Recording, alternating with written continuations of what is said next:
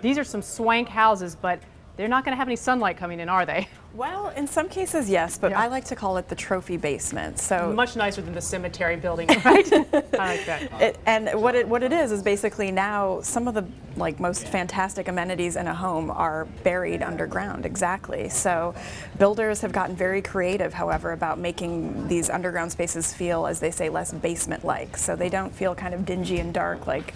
And now we were looking at some of them right there, and that one actually has some light coming through it, which you mentioned. Let's back up one second.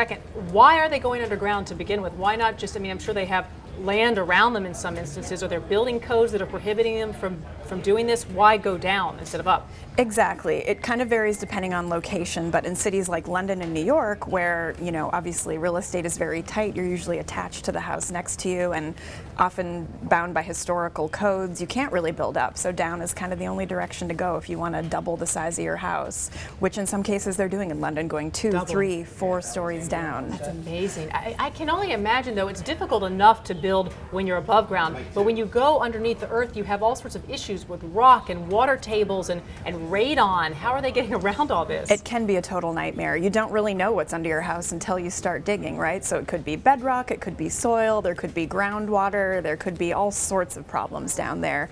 Not to mention dealing with your neighbor's house, which you often in a big city have to take into account for when you're going underground, kind of underpinning their house as well as yours to make sure there's minimal or no damage. Do you have a sense of what it costs per square foot to build underground?